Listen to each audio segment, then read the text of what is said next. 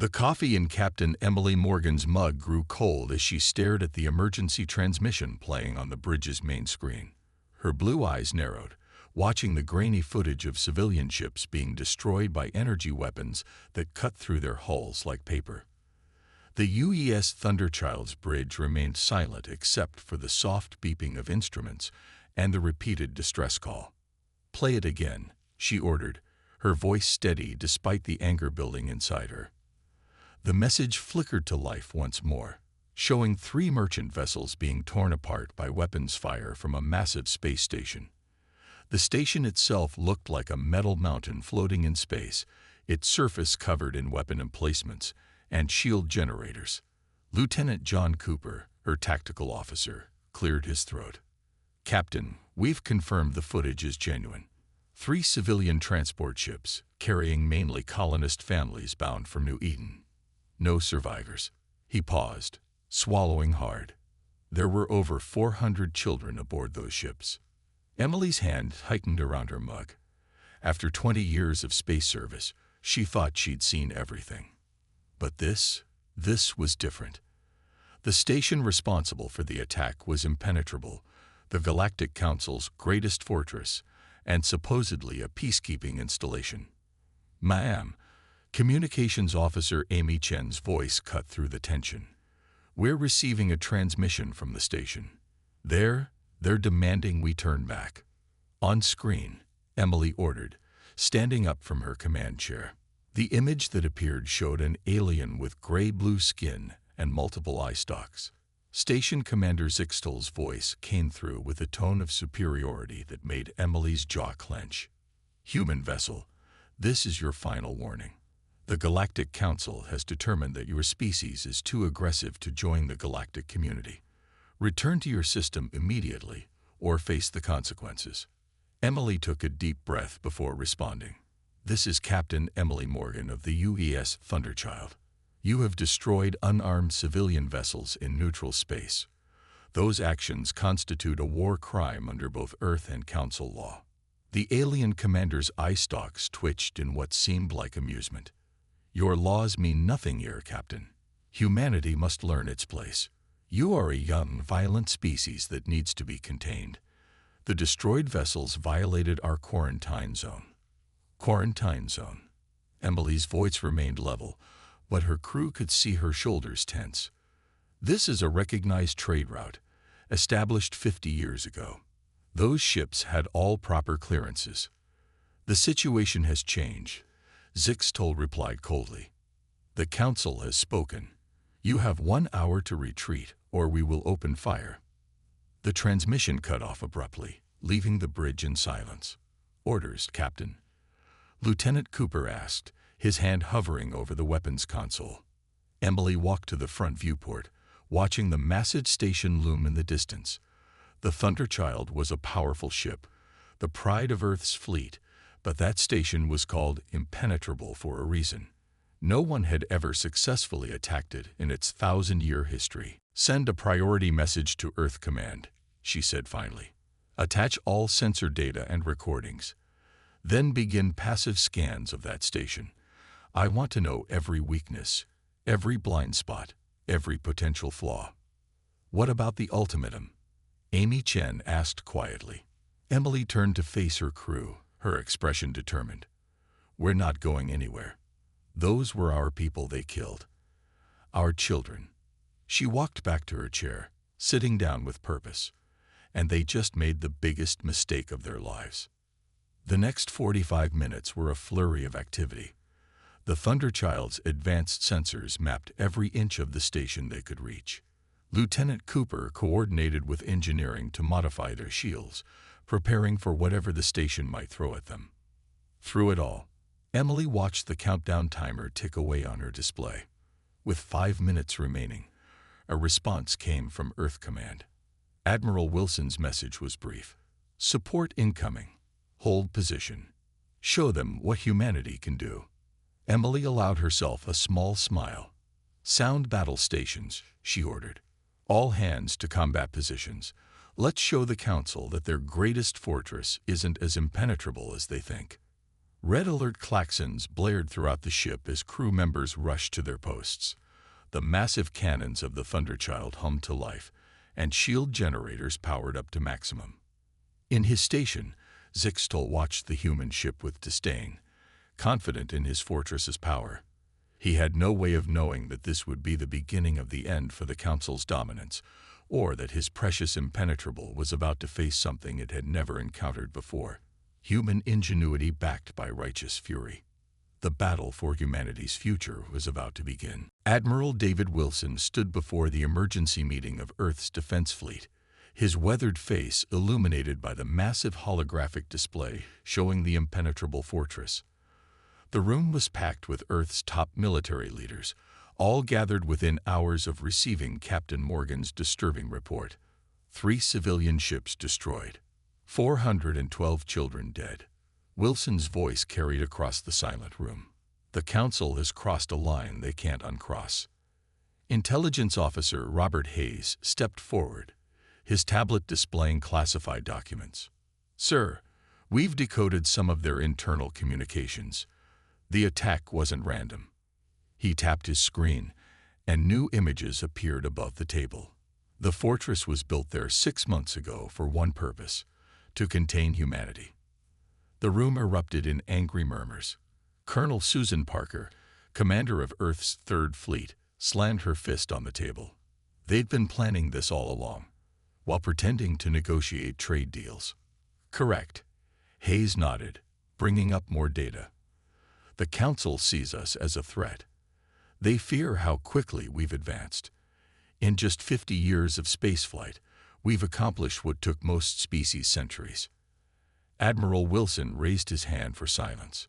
Lieutenant John Cooper from the Thunderchild has already developed initial battle plans. He gestured to a young officer who stood near the display. Cooper cleared his throat. "The fortress has never been defeated because everyone attacks it the same way, head-on. But we found something interesting." He zoomed in on a section of the station. "They're so confident in their shields, they never expected anyone to try anything different." The next hour was filled with detailed planning. Ships were assigned positions, resources were allocated, and strategies were refined. But they all knew they needed one more thing: official approval. In the parliamentary chamber across the city, Earth's civilian government was in session. The room's old wooden panels and traditional decorations stood in stark contrast to the advanced holographic displays showing the fortress and its recent attacks. Prime Minister Grace Reynolds stood at the podium, her gray hair and stern expression matching the gravity of the moment. "The Council believes they can bully us back into our solar system. They think we will bow to their demands out of fear." She paused, looking at each representative in turn. They are wrong. The voting was unanimous.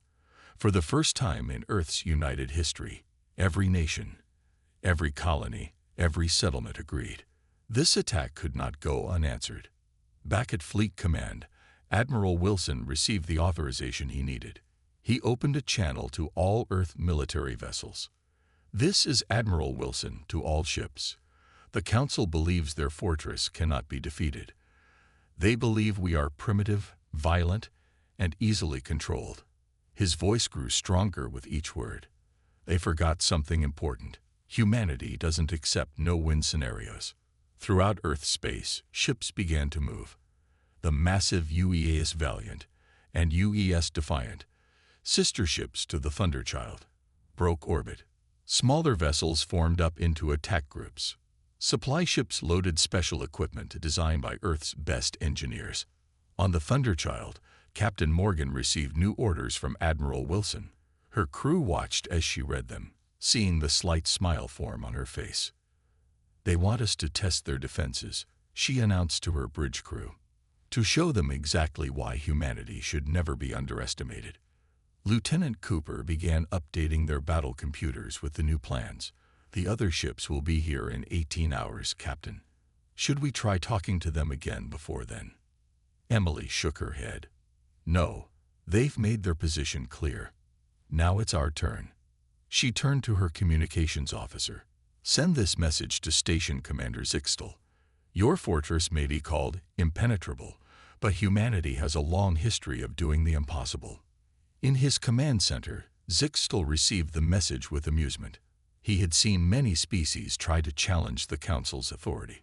All had failed. His fortress had withstood the combined fleets of 3 alien alliances. What could these humans possibly do? As he watched the single Earth ship maintaining its position just outside his weapon range, he felt nothing but contempt. He didn't notice the small probes the Thunderchild had launched during their earlier conversation. He didn't detect the specialized scanning beams mapping every centimeter of his station's defenses, and he certainly didn't realize that humanity was about to teach the Council a lesson about underestimating their determination. The greatest space battle in human history was about to begin, and only one side was truly prepared for what was coming. Chief Engineer Lisa Martinez hadn't slept in 36 hours, but she didn't care. Her workshop aboard the Thunderchild was covered in tools and computer parts as she worked on something that could change the course of the coming battle. "It's ready for testing," she announced to Captain Morgan, who had come to check on her progress. Lisa pointed to what looked like a metal box attached to various cables. "We're calling it the Ghost Shield." Emily studied the device carefully. "Will it work?" "In theory, yes." Lisa wiped grease from her hands. "The Council's sensors work by sending out energy pulses. Our ships bounce these pulses back, making us visible to them. But this," she patted the device proudly, "this catches those pulses and sends back nothing." In the next 2 hours, they installed the device on a small probe. The test results made Emily smile for the first time in days. "Send the data to the other ships," she ordered. "I want every vessel in the fleet equipped with this by the time they arrive." Meanwhile, deeper in space, Earth's response fleet was gathering. Hidden behind a large cluster of asteroids, 20 ships prepared for battle. The UES Valiant and UES Defiant, massive battleships equal to the Thunderchild, led the formation. Tactical Officer Stephen Grant studied the scans from the Thunderchild's probes on the Valiant's bridge. "Look at this," he said to his captain. "Their shield generators follow a pattern. Every 6 hours, they have to reset for 2 seconds. 2 seconds isn't much time," Captain Brian Parker of the Valiant replied. "It's enough if we time it right," Stephen argued, "especially with the new ghost shields." Back on the Thunderchild, Lisa's team worked nonstop to produce more stealth devices. The ship's cargo bay became a makeshift factory. Even off-duty crew members volunteered to help. Council ships approaching. Lieutenant Cooper's voice came over the ship's speakers. 3 patrol vessels on long-range sensors. Captain Morgan didn't panic. "Activate Ghost Shield," she ordered calmly. The patrol ships passed within visual range of the Thunderchild, their crews completely unaware of the human battleship's presence. The new technology worked perfectly. In his fortress, Commander Zixtal grew frustrated. The human ship had disappeared from his sensors hours ago. He assumed they had retreated, but something felt wrong. He ordered more patrols, but they found nothing. "Impossible," he muttered, his eye stalks twitching nervously. They must be planning something. He was right, but he would never find out what until it was too late.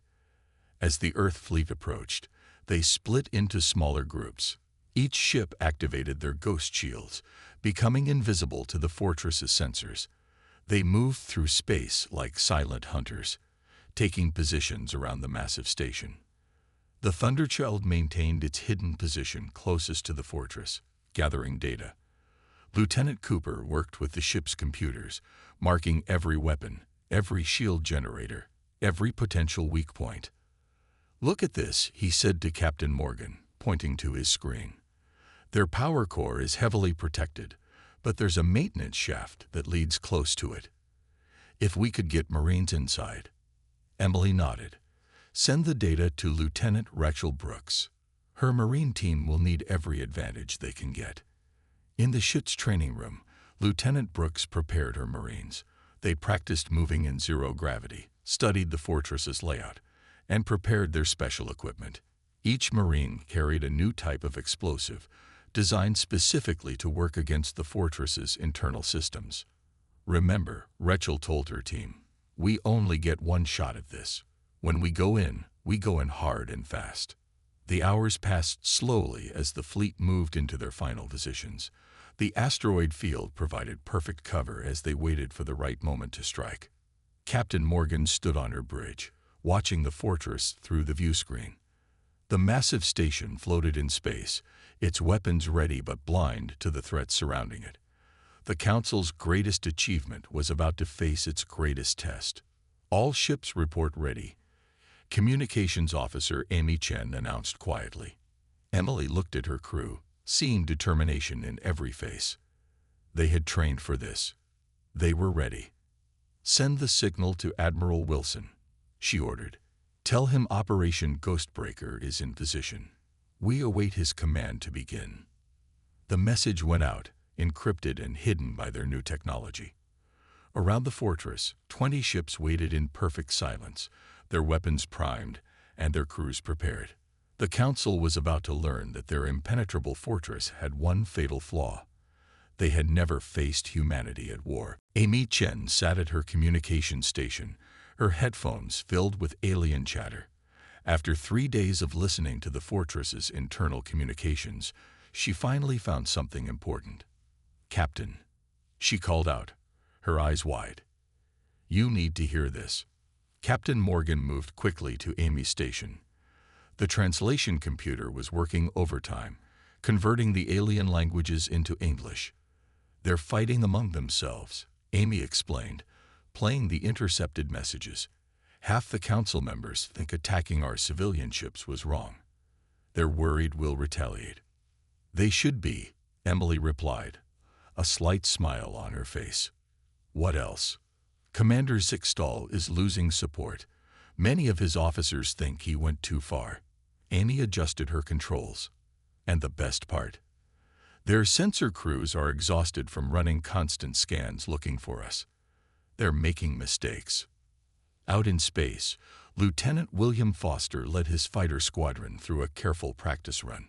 12 small fighters, each equipped with the new Ghost Shield, moved in perfect formation.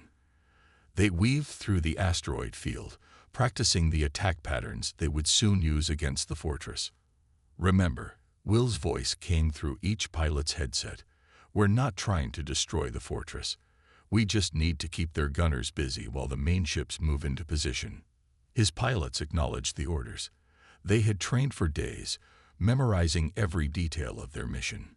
Each fighter carried special missiles designed to overload shield generators without destroying them. Back on the Thunderchild, Lieutenant Cooper watched his tactical display with growing excitement. Captain, he called out, I've confirmed the pattern. Their shield generators reset every 6 hours, just like we thought. And look at this. He pointed to a specific section of the fortress. This whole section's power grid is weaker than the rest. Emily studied the display carefully. Send the data to the fleet. Make sure every ship knows exactly where to hit. In his command center, Commander Zixtal was growing more nervous by the hour. The human ship's disappearance bothered him more than he wanted to admit. His crews had found nothing in their scans, but he kept ordering them to search. Commander, one of his officers reported, we're detecting some strange energy readings in the asteroid field. Investigate, Zixtal ordered, his eye stalks twitching with worry. 3 patrol ships moved toward the asteroids. They passed right through the hidden Earth fleet without seeing anything.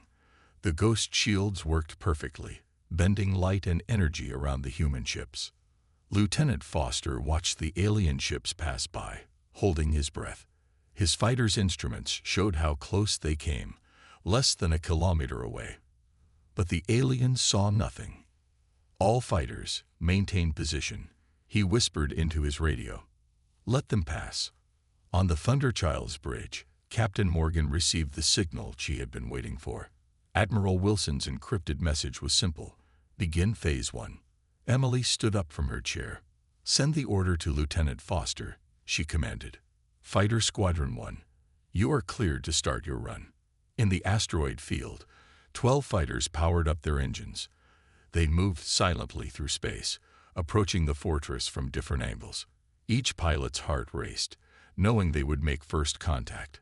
Will Foster led his squadron with calm confidence. "Remember your training," he told his pilots. "Hit your targets and get out. Don't try to be heroes." The fortress grew larger in their view screens. Its massive weapon emplacements looked even more threatening up close. But the fighters weren't aiming for the weapons. 3 minutes to shield reset. Cooper's voice came through their radios. Will checked his instruments one last time. Everything was ready. His finger hovered over the firing control. 2 minutes. The fighters spread out, each taking position near their assigned targets. The fortress's gunners, still blind to their presence, continued their regular patrol patterns. 1 minute. Will thought about the civilians who died here, about the children who would never see their new home. His determination grew stronger. 30 seconds. Across the fighter squadron, weapons powered up. Special missiles, designed to overload shield generators without destroying them, locked onto their targets. 10 seconds. Will took a deep breath. This was the moment that would start everything. Either their plan would work, or they would fail spectacularly. Shields resetting. No. 12 fighters dropped their ghost shields at the same instant. Before the fortress's gunners could react, 12 missiles streaked toward their targets. The opening move of humanity's greatest battle had begun. The fortress erupted in chaos as 12 shield generators overloaded at once. Alarms blared through its corridors as Commander Zixtal watched in horror as sections of his impenetrable defenses flickered and died. "Impossible," he shouted, his eye stalks whipping around frantically. "Find those fighters." But Lieutenant Foster's squadron was already gone, vanishing back into space with their ghost shields active. They had done their job perfectly. The fortress's defenses were now weakened in exactly the right places. Captain Emily Morgan stood on the Thunderchild's bridge, watching the fortress's confusion with grim satisfaction. "Send the signal," she ordered. "All ships, execute Phase 2. 20 Earth ships suddenly appeared around the fortress, dropping their ghost shields in perfect synchronization.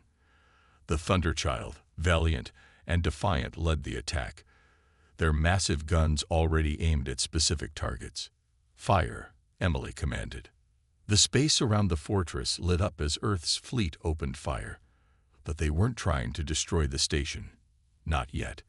Each shot was carefully placed, hitting defensive turrets and communication arrays. Inside the fortress, Commander Zixtal screamed orders as his perfect defense system began to crumble. "Return fire.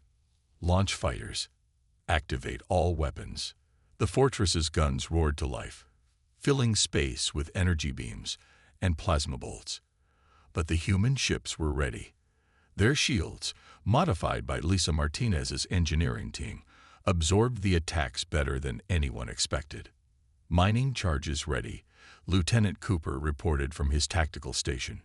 "Waiting for your order, Captain." Emily nodded. This was the riskiest part of their plan. "Launch charges. All ships, begin pattern Delta." The Earth fleet suddenly split apart, each ship following a complex dance pattern through space. As they moved, they dropped modified mining charges, normally used to break up asteroids for mining. "What are they doing?" Zixtal demanded as he watched the strange maneuvers. He got his answer seconds later as the charges detonated. Instead of explosions, they created a massive cloud of metallic debris. The cloud spread quickly, surrounding the fortress in an artificial asteroid field that played havoc with its targeting systems. "We can't get a lock on their ships," one of his gunners yelled in panic. "Keep firing," Zixtal ordered, but he knew it was useless. His gunners were shooting blind while the human fleet could still see perfectly through the debris cloud thanks to their advanced sensors. On the Thunderchild, Emily watched as their plan unfolded perfectly. "Lieutenant Cooper, target their main shield generator. Lieutenant Brooks, prepare your Marine team for boarding." In the ship's launch bay, Rachel Brooks and her Marine team did final checks on their equipment. Each soldier wore the latest in Earth combat armor, with built-in ghost shield technology. "Remember," Rachel told her team, We get in through the maintenance shaft, fight our way to the power core, and plant the charges. Simple. No one mentioned that they would be facing alien security forces and automated defense systems. They all knew the risks. The battle outside intensified. The fortress's remaining weapons fired wildly into the debris cloud, occasionally hitting an Earth ship, but never doing serious damage. Meanwhile, the human fleet's precise shots kept destroying key defensive positions. Main shield generator is weakening, Cooper reported. 20 seconds until failure.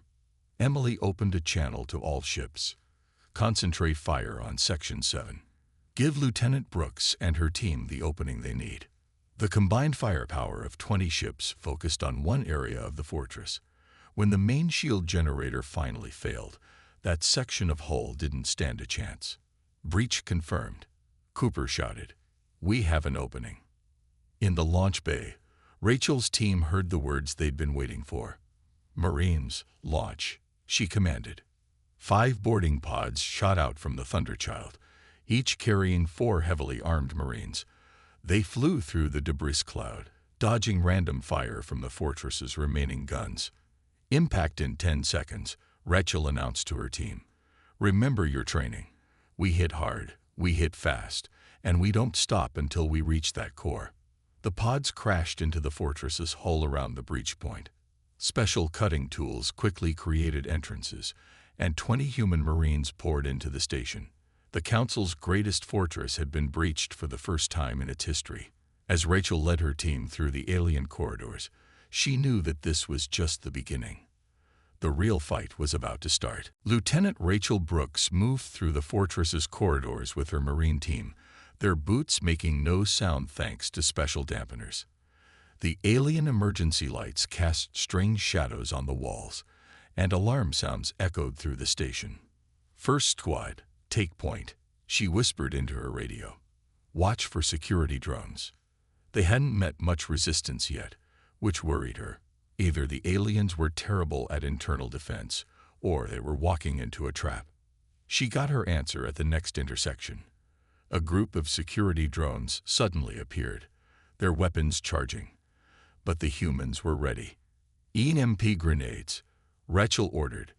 3 small devices rolled across the floor. When they went off, the drones dropped like dead insects. "Path clear," reported Sergeant Kevin Adams, checking his scanner. "Power core is 2 levels down." Back on the Thunderchild, Chief Engineer Lisa Martinez worked frantically at her console. She had hacked into the fortress's computer systems through the breach point, her fingers flying over the keyboard. "Captain," she called over the radio, "I'm in their systems. You won't believe this. Their entire security network runs on outdated software. They never expected anyone to get inside." Emily's voice came back quickly. "Can you help our Marines?" "Already on it," Lisa replied with a grin. She typed in more commands, shutting down internal defenses in their sector. Now, inside the fortress, Rachel's team watched in amazement as security doors started opening on their own. Defense turrets powered down as they passed. "Thank you, Lisa," Rachel said into her radio. "Team, double time to the core. Our path just got a lot easier." But Commander Zixtal wasn't finished yet. In his command center, he watched the humans advance through his fortress with growing rage. "Release the combat units," he ordered. "All of them." Heavy doors opened throughout the station. Alien warriors in powered armor rushed out, heading toward the human intruders. These weren't drones. They were elite council troops, trained for close combat. Rachel's team heard them coming. "Defensive positions," she ordered. Her Marines quickly took cover behind support columns and equipment panels.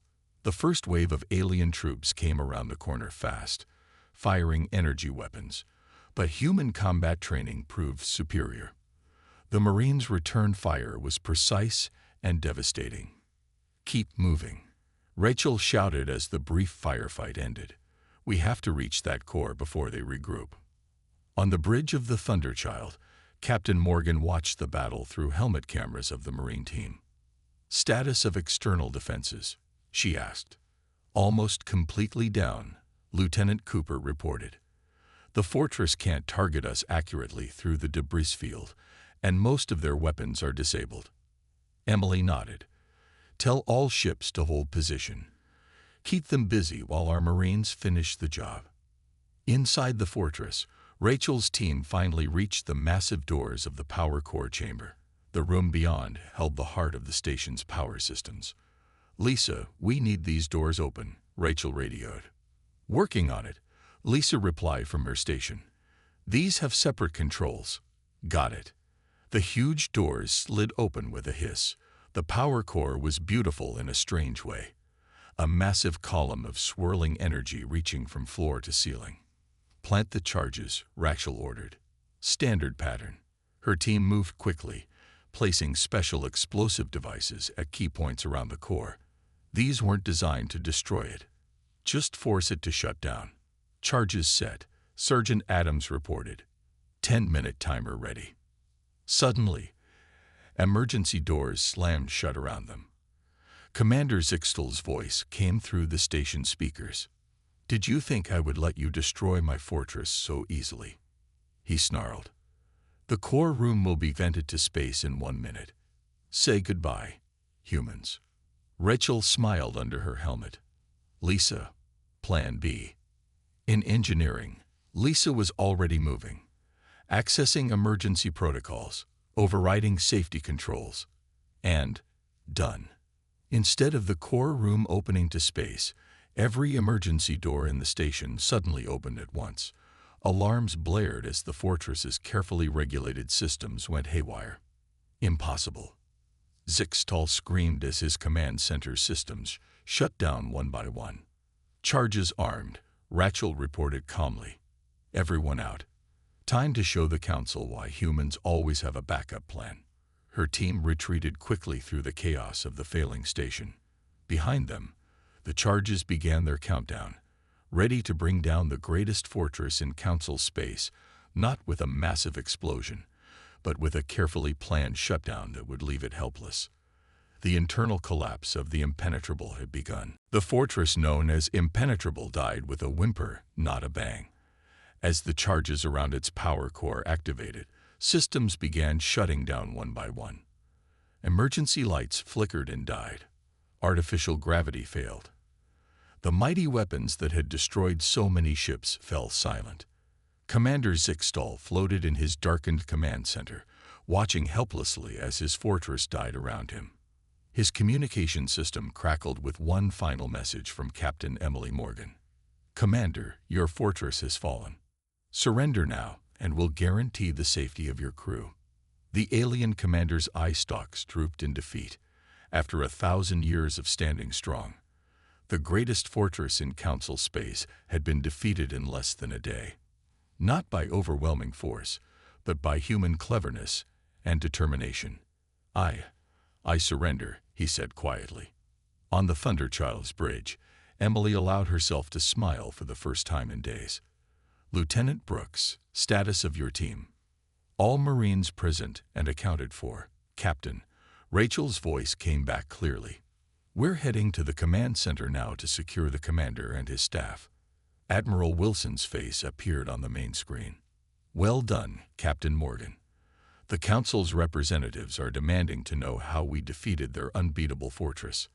Should we tell them? Emily asked with a slight grin.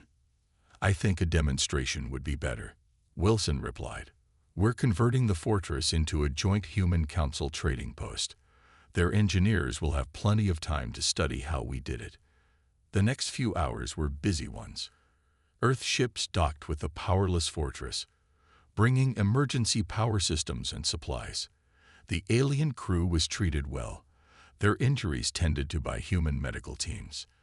In what was once Commander Zixtel's office, now a temporary meeting room, Captain Morgan sat across from 3 Council representatives who had arrived to handle the surrender. Your species, one of them said slowly, we may have misunderstood you. Emily thought of the civilian ships that had been destroyed, of the families who would never reach their new home. Yes, she said firmly, you did. Humanity isn't violent by nature, but we will always defend our people. The council will need to reconsider its position, another representative admitted. Your tactics, your technology, they're unlike anything we've seen. That's because you assume everyone thinks like you do, Emily explained. You built an impenetrable fortress and thought that was enough. But humans? We see every problem as a puzzle to be solved. Your fortress wasn't impenetrable. You just hadn't met anyone creative enough to break in. Chief Engineer Lisa Martinez joined them, carrying a small device. The Ghost Shield, she said, placing it on the table. Just one of our solutions. Simple. Really, once you understand the principles. The council members stared at the device in amazement. Such a small thing had helped bring down their greatest creation. On the fortress's observation deck, Lieutenant Rachel Brooks and her Marines watched Earth ships moving into protective positions around the station. The debris field they had created was slowly being cleaned up, revealing the stars beyond. Hard to believe we did it, Sergeant Adams said quietly. Rachel nodded. That's the thing about humanity. Tell us something's impossible, and we'll find a way to prove you wrong. Back in the meeting room, the council representatives were signing the surrender documents. But they were more than just terms of surrender. They were the beginning of a new relationship between humanity and the council. Earth will have a seat on the council now, the lead representative announced. Your voice will be heard in all future decisions. Emily thought about everything that had led to this moment. The loss of civilian lives had been tragic, but their sacrifice had forced the council to recognize humanity as equals. Never again would they see humans as primitive beings to be contained. Captain, Lieutenant Cooper's voice came through her radio. You should see this. Emily walked to the window. In the distance, she could see new ships arriving. But these weren't warships. They were civilian vessels, coming to help convert the fortress into something new. A place where humans and aliens could meet and trade as equals. A fitting end, she said softly. Their greatest fortress becomes a bridge between our peoples. The council representatives joined her at the window. They watched in silence as human and alien ships worked together, beginning the transformation of the impenetrable into something new. A symbol not of isolation and fear, but of cooperation and understanding. Humanity had proven itself not just through force of arms, but through ingenuity, teamwork, and the unwavering determination that had always driven their species to reach for the stars. The fortress had fallen, but something greater would rise in its place.